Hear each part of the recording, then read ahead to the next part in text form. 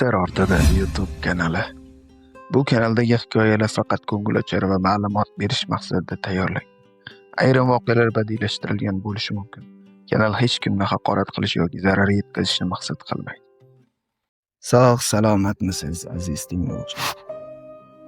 Yangi hikoyamizda siz bilan yana g'oyibona uchrashib turganimizdan juda ham xursandmiz.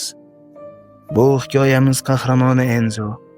Uning ilk o'g'rilik qilgani. Enzo bu qilgan ishidan juda qattiq pushaymon bo'lgani. Shular haqida hikoyamiz davomida bilib olishingiz mumkin. Hikoyamiz qahramoni Enzo. Yoshi chamasi 8 yoshlarda edi. U Italiyaning Roma shahrida o'ziga to'q hurmat obro'ga ega Romanolar oilasida dunyoga kelgan edi. Otasi Marko kichik bir tadbirkor. Onasi esa Yelena biznes konsultant bo'lib faoliyat yuritar edi. Singlisi Martina bilan maktabdagi darslarni tamomlab uyga kelib o'ynashar edi.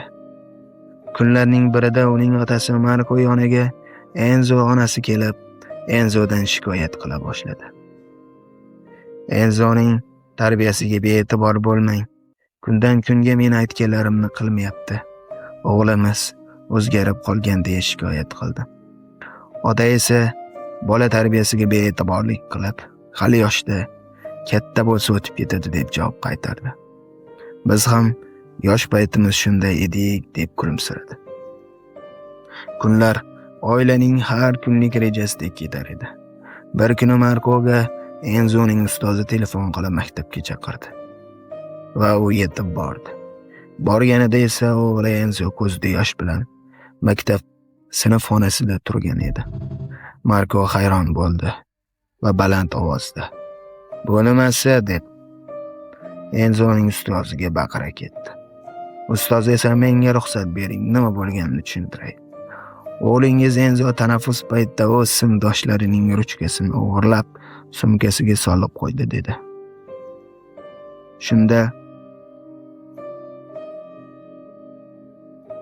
Shunda ota "Meni o'g'lim bunday ish qilmaydi, siz adashdingiz" dedi.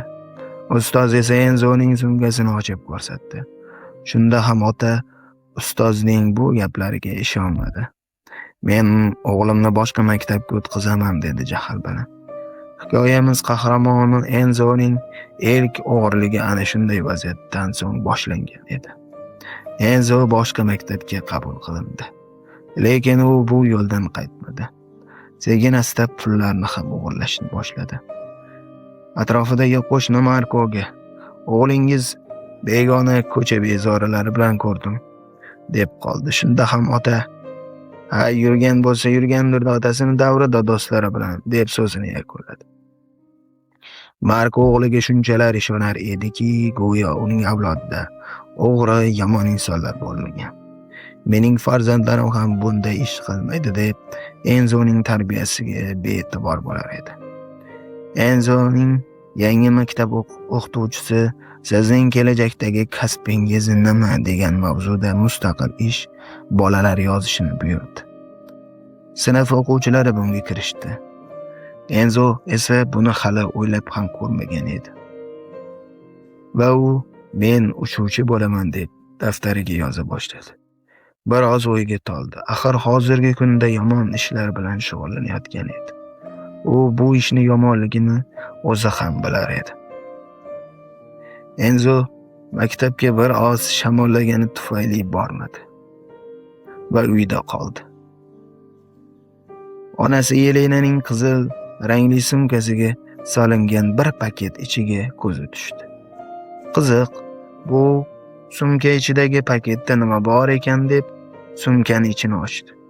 Ne ko'z bilan ko'rsinki, bir dasta pul bor ekan. Enzo o'zini yo'qotib qo'ydi.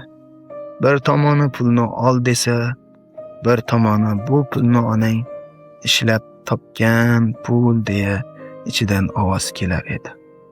Lekin Enzoning nafsi kuchlilik qilib, bu pullarni paketi bilan olib xonasi tomon yurdi. Xonasiga kirgach, pul solingan paketni ochib, yozuv daftaridagi qog'ozlardan yirtib, pul solingan paket ichiga solib, paketni onasini sumkasiga solib qo'ydi. Onasi Yelena boshida aytib o'tganimizdek, u biznes konsultant bo'lib ishlar edi. O'sha kunlari kompaniya yaxshi daromad topganligi sababli barcha xodimlar uchun Italiyaning Roma shahridagi biznes forumga xodimlarning bir haftalik mehmonxona xarajatlari uchun pulni paketga solib, qizil rangli sumkasiga safarlik uchun tayyorlab qo'ygan edi. Siz o'ylayotgandirsiz, bir dasta pulni Enzo endi nima qiladi? Maktabga ertasi kuni ham bormadi. U ko'chadagi bezori do'stlariga bir dasta pulni o'zini ko'rsatib qo'yish uchunmi, bilmayman, ko'cha tomon yugurdi. U bezori bolalar yoniga kelib, "Meni pullarim ko'p, nima istasangiz olib beraman" deb bir dasta pulni tarqatib yubordi. So'ngra cho'ntagi qup-quruq uyga qaytdi. Kelsa onasi Yelena xizmat safariga ketib bo'lgan ekan. Chamasi 2 soatlar o'tib otasi Markoga qo'ng'iroq bo'ldi. Marko go'shakni ko'tardi. "Allo, kim bu?" Onasi ko'zda yosh bilan: "Men Yelenaman. Sumkamda xizmat safarim uchun mehmonxona xarajatlari uchun solib qo'yilgan pul bor edi.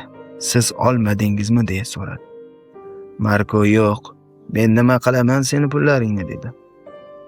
Onasi Yelena: "Enzodan so'rangchi" dedi. Ko'zlarida g'azab bilan Marko o'g'li Enzoni chaqirdi. "Enzo, meni oldimga kel." Enzo keldi va undan so'radi. "Enzo, onangning sumkasidan pulni olmadingmi?" deb so'radi. Ammo Enzo "Yo'q, men olmadim" deya javob berdi. Marko Yelenaga "Men senga pul jo'nataman" deya go'shakni qo'ydi. Va Enzoga qaradi. "Enzo, menga rostini ayt. Axir Yelena xizmat safarida. Onangga pul juda muhim. Onangni yaxshi ko'rasanmi? Agar yaxshi ko'rsang, menga rostini ayt." Enzo o'ylanib qoldi va rostini aytdi. "Ha, bu pullarni men oldim" deya javob qaytardi.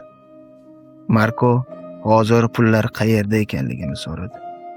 Enzo pullarni ko'chadagi bezori do'stlariga berib yuborganini aytdi. So'ngra Marko o'g'li Enzoga qaradi.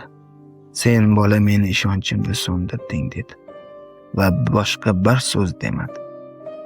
Enzo xonasiga kirib qattiq qilgan jamiki ishlaridan afsuslandi. So'ngra qilgan ishlaridan xulosa chiqarib, boshqa bunday ishlarni takrorlamaslikka otasiga va'da berdi va onasi Yelenadan ham kechirim so'radi. Enzo kelajakda uchuvchi bo'lishini otasiga ham aytdi. Ota unga javoban: "Sen yaxshi o'qishing kerak, shundagina maqsadingga yetasan" deb so'zini yakunladi. Va Marko endi farzandlari tarbiyasi bilan shug'ullanishi shart va muhimligini tushunib yetdi. Shundan keyin Enzo boshqa bunday ish qilmadi. Hozirgi kunda Enzo Italiya havo yo'llarida yordamchi uchuvchi lavozimida ish olib bormoqda. Xulosa qiladigan bo'lsak, farzandlarimiz tarbiyasiga bee'tibor bo'lmang. Darsdan so'ng bo'sh vaqtlari nimaga sarflayotgani haqida har bir ota-ona xabardor bo'lib turishi kerak. Sir ortida YouTube kanalimiz hali yosh bo'lishiga qaramay, siz uchun yangi hikoyalar to'plamini tayyorlashda davom etmoqda. Bilasizki, bu o'ziga yarasha sarf xarajatni talab qiladi. Bizni qo'llab-quvvatlashni istasangiz, faqatgina kanalga obuna bo'lib, bizni tinglashda davom eting. Izohlarda biz qaysi mavzudagi hikoyalarni tayyorlashimizni yozib qoldiring. E'tiboringiz uchun kattakon rahmat.